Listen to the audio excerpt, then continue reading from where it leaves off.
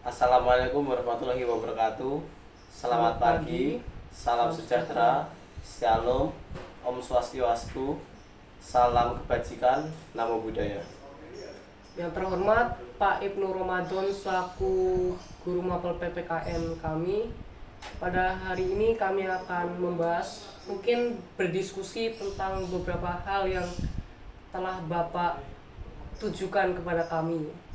Misalnya kayak KTT G20, terus KTT ASEAN, prajurit Garuda, dan tujuan pesan-pesan Pak Jokowi yang sering Pak Jokowi ucapkan.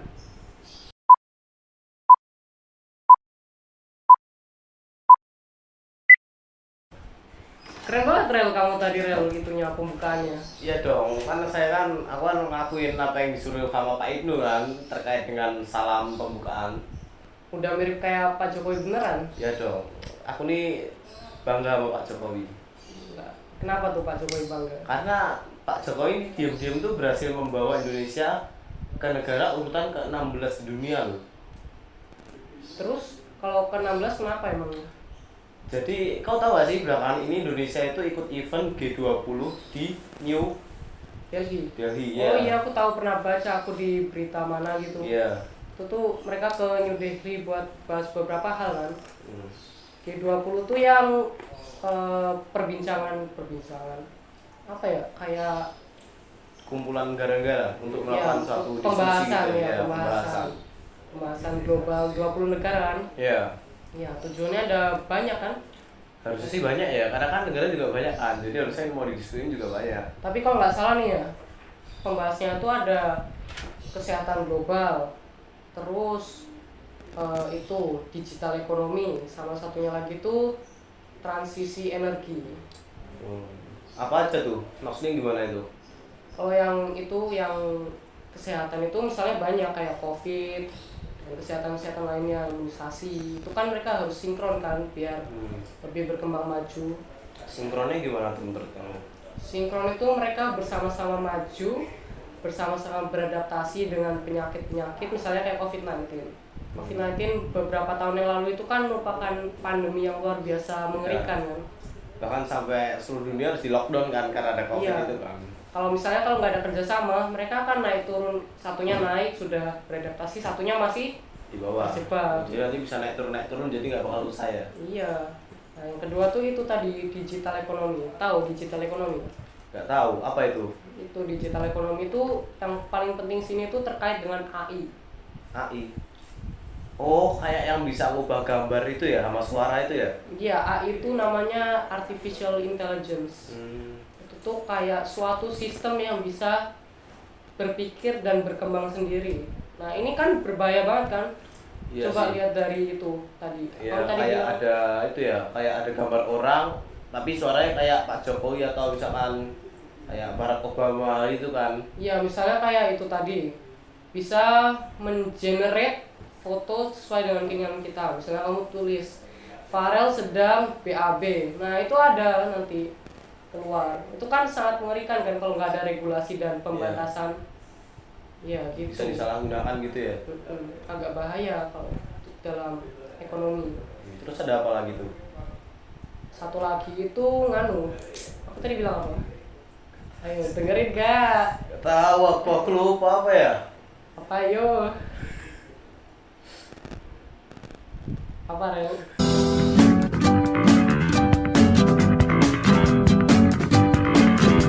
Terus satu lagi ada apa tuh? Itu tadi transisi energi. Oh, transisi energi. Apa itu transisi energi? Kalau yang menurut aku baca ya, mereka itu menurutkan penggunaan karbon. Oh, kayak asap-asap pabrik gitu ya sama kendaraan gitu Biasanya ya? ada di kendaraan sih. Asap karbon itu kan bahaya banget kan buat ozon. Iya, bisa makin nipis kan ozonnya kan. Bahaya, nanti bisa global warming dan lain-lain. Makanya mereka mau agar mereka mengurangi penggunaan karbon supaya es di kutub itu nggak mencair terlalu cepat. Oh, Kamu tahu kan es di kutub itu bisa menaikkan laut. iya, kayak misalnya dia cair terus nanti air lautnya jadi bertambah banyak gitu kan. Iya. Kira-kira caranya gimana ya itu untuk melaksanakan transmisi atau apa tadi? Transisi Nah energi. itu transisi energi caranya gimana ya? Ya itu tadi mereka bisa melakukannya lewat program global warming. Misalnya mereka kayak ke tempat dekat tanpa kendaraan, misal jalan kaki atau naik sepeda. Itu kan mengurangi itu kan, walaupun tindakan yang sepele. Oh iya, sedikit keluar dari materi. Kamu tahu nggak sih, waktu KTT G20 di New Delhi, pemerintah India itu menutup kawasan kumuh di India supaya tidak terlihat oleh pemerintah negara lain. Itu benar nggak ya kira-kira ya? Nggak tahu, aku belum baca. Kira-kira gimana? Kalau dari ngakulan itu, ini tapi kurang tahu ya bener apa nggak ya. Cuma sekitar kayak baca kayak isu-isu atau Hot ya topic. sekali hot topic lah gitu. Jadi pemerintah India tuh menutup kawasan kumuh di India supaya tidak terlihat pemerintah-pemerintah negara lain. Karena kawasan itu kayak misalkan terlalu memalukan, seperti misalkan bau, kotor, ya dan lain-lain lah. Makanya ditutup sama pemerintah India menggunakan kain berwarna hijau. Kira-kira negara lain tahu nggak kalau India kayak gitu? Harusnya sih kalau udah ditutup ya. Harusnya nggak tahu ya. Kan udah ditutup tapi nggak tahu juga sih. Tapi kan media massa mengerikan kan? Iya, itu ngeri sih. Terkait sama AI tadi itu kan, bisa kayak misalkan diganti-ganti fotonya itu kan. Hmm. Terus kalau misalnya ada penutupan kayak gitu, setelah G20 di New Delhi, apakah ada perkembangan dengan itu ya, Tadi menurutmu? waktu KTT G20 di New Delhi kan ada pembahasan tentang transisi energi kan, kayak misalkan peminimalisasian karbon. Jadi kalau kayak gitu tuh kan paling kan dengan menanam pohon supaya tidak kumuh lagi, membuang sampah pada tempatnya. Itu sebenarnya harusnya bisa terjadi dan bisa dilakukan oleh masyarakat di India. Tapi balik lagi ke masyarakatnya, tergantung masyarakatnya mau melakukan atau tidak. Seperti Indonesia aja nih, kan udah ada perintah misalkan tidak boleh korupsi, tapi masih banyak kan yang korupsi kan. Terus kayak nggak boleh buang sampah sembarangan, tapi kan masih banyak kawasan kumuh juga kan di Indonesia Ya, walaupun tidak misalnya kayak seperti selokan-selokan yang Iya. mampet itu kan. Sampai banjir itu kan yang di Jakarta itu kan sekarang sering banjir kan. Nah itu Kamu tahu nggak ada KTT lain selain G20? KTT lain. Oh itu ya KTT ASEAN bukan sih? Iya, ASEAN, benar. Iya. Baca di mana kamu? Baca di mana ya? Kayak sih baca di materi PPKN sekolah kita ya. Pak Ibnu tersayang. Ya, Pak Ibnu keren memang Pak Ibnu. Nah ya, jadi KTT di ASEAN itu membahas banyak hal. Contohnya apa itu? Misalnya kayak ASEAN CEPTA. Ya aku nggak terlalu tahu itu apa, tapi itu berhubungan dengan Tiongkok, Korea Selatan, Jepang, dan negara-negara lain. Nah terus mereka itu juga membahas tentang banyak hal, bahkan sampai membuat 90 outcome dokumen. Ngeri nggak? 90 outcome dokumen. Bayangin aja satu dokumennya itu membahas berapa hal. Nah mereka selain itu mereka juga membahas dan mensetujukan banyak hal lainnya. Gitu. Itu namanya KTT ASEAN ya. Iya, KTT ASEAN. Di Jakarta itu. Hmm. Oh ya, kamu tahu nggak di KTT ASEAN itu di mana? KTT ASEAN 2023. nggak tahu aku. Itu di Jakarta. Oh di Jakarta. Iya. Pak Jokowi kan berarti banyak ngomong kan di situ. Iya. Nah, kerennya lagi Pak Jokowi itu mengatakan mari.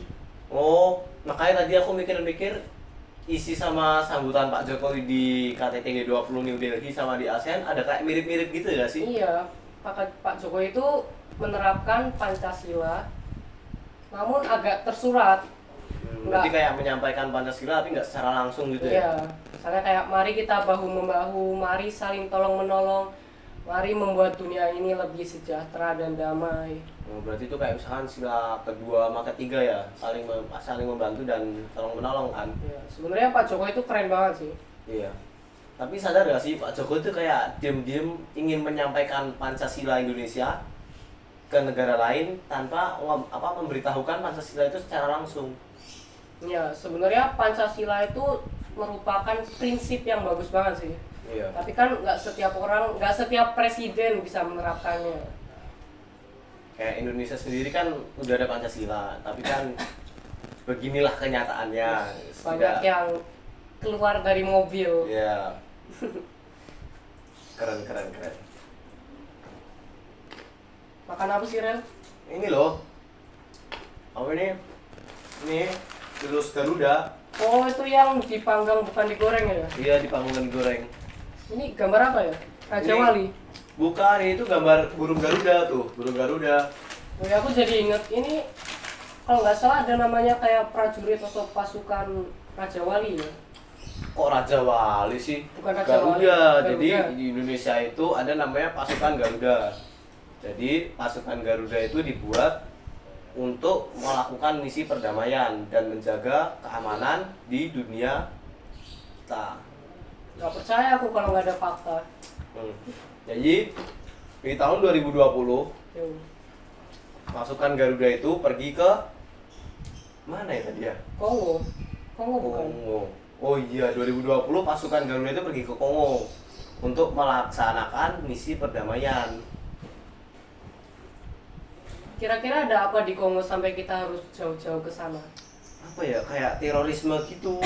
Jadi di Kongo tuh kayak ada misalkan kayak kejahatan dan lain sebagainya. Makanya Indonesia dikirim untuk melaksanakan misi tersebut untuk menjaga keamanan di Kongo. Kamu tahu gak sih Apa? ada berapa anggota yang diterbangin ke Kongo? 10 orang. Lebih. Berapa? 40. Ya, sekitar ada 40 orang dan 32 senjata api, namanya tuh AK. Senjata AK. 32 senjata AK untuk digunakan di misi tersebut. Kalau nggak salah aku baca di mana gitu mereka juga melindungi orang-orang disable di Kongo ya. Ya, itu kayak masuk ke yang terpenting lah, daftar penting yang diutamakan. Kira-kira gunanya apa membantu disable-disable itu? Kayak misalkan gimana ya? Lo bayangin aja coba kalau misalkan nggak ada yang menolong, terus ada yang misalkan kayak ada lansia nih, udah tua, dia misalkan dijahatin, diculik atau dia apa gitu, dia sakit nih misalkan butuh bantuan tapi nggak ada yang nolong, coba gimana akan yang akan terjadi coba? Jadi tujuannya itu memberantas terorisme dan menyelamatkan korbannya. Iya, itu sendiri adalah inti dari pasukan Garuda sih, kayak menjaga perdamaian gitu. Terus tahun selanjutnya di mana? Tahun selanjutnya itu dia 2021. pasukan Garuda itu ditugaskan pergi ke Papua, sama juga misinya untuk menjaga perdamaian dan keamanan di Papua. Jadi yang diangkat ke Papua itu ada sekitar 400 orang. Papua pulau kita apa Papua Nugini yang bukan pulau kita? Di situs yang tadi saya baca tuh kayak cuma Papua gitu sih intinya. Papua berarti keseluruhan Papua? Iya. Ya, keseluruhan Papua. Itu berarti mereka juga membantu disable. Iya, sama juga. Emang di Papua ada kayak terorisme gitu? Atau mereka hanya perdamaian dunia? Perdamaian sih kayaknya, karena kan Papua sendiri kan kayak negara, hitungannya negara yang tidak terlalu Tertinggal. berkembang lah ya, negara tertinggal di Indonesia. Jadi kayak misalkan fasilitas kesehatan kan juga kurang kan di Papua kan. Nah, jadi kayak pasukan Garuda itu dikirim kayak misalkan untuk bawa peralatan, untuk obat-obatan dan lain sebagainya. Intinya tuh untuk ya menjaga keamanan gitu di Papua. Kalau ada pasukan Garuda, kenapa Pak Jokowi harus repot-repot naik pesawat atau helikopter kalau nggak salah ke sana? Itu karena Pak Jokowi ingin melihat sendiri kondisi rakyatnya gimana. Keren emang Pak Jokowi itu. Ya, partainya doang yang enggak. Iya, kayak Eh. apa ya? Apa ya? Merah-merah tuh apa ya? Aduh. Apa ya merah-merah ya? Nggak boleh. Oh, iya, Bahaya, lanjut, bahaya. lanjut. Tahun 2022 ya. Nih, lanjut ke 2022. Jadi di 2022 itu Indonesia kembali ditugaskan ke Papua melanjutkan misi tersebut. Ya hampir sama, sekitar 400-an prajurit juga dibawa ke Papua. Selain itu, dia juga ada misi untuk menjaga keamanan di KTT G20 yang dilaksanakan di Bali. Oh, berarti kayak multitasking itu atau? Iya. Kayak misalkan dia tuh disuruh ke Bali untuk, kan belakangan ini kan tahun 2022 kalau nggak salah kan ada KTT G20 di Bali kan. Nah, makanya prajurit itu diperintahkan untuk menjaga keamanan di acara tersebut. Kalau tahun selanjutnya 2023, kalau nggak salah ada pengembangan pesat anggota ya, Pengembangan pesat anggota. anggota prajurit perdamaian Garuda. Oh iya. sebelum lanjut ke situ, di Bali itu kan dia kan pasti kan butuh, nggak mungkin dikit dong ya orangnya untuk menjaga acara sebesar itu. Iya. Jadi ada sekitar 6.550-an orang yang ditugaskan untuk menjaga keamanan di sana. Keren nggak sih? 550 bukannya terlalu sedikit ya buat 20 negara? Lebih tepatnya 6.550-an. Wow, Banyak nggak sih? banyak juga. Terus ada sekitar 1.629 material yang digunakan. Material itu persenjataan. Ya bisa persenjataan, alat keamanan lah pokoknya. Oh gitu. Lanjut ke 2023. Jadi belakangan ini kan istri dari Pak Jokowi sendiri kan pernah pergi ke Papua kan. Iya. Nah, jadi misi yang menurut saya agak penting untuk diperhatikan. Pasukan Garuda ini ditugaskan untuk menjaga keamanan Ibu Iriana dan diperintahkan untuk menemani Ibu Iriana pergi ke Papua.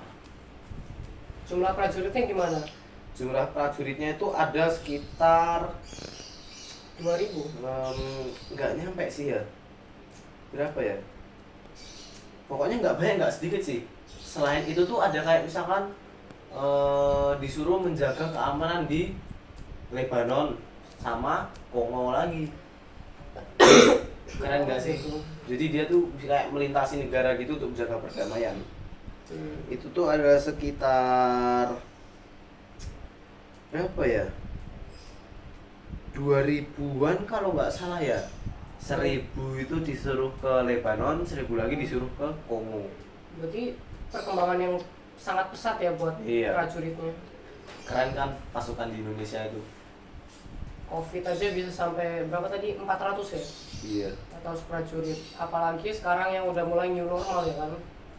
Sampai 2000. Keren. Indonesia emang keren ya?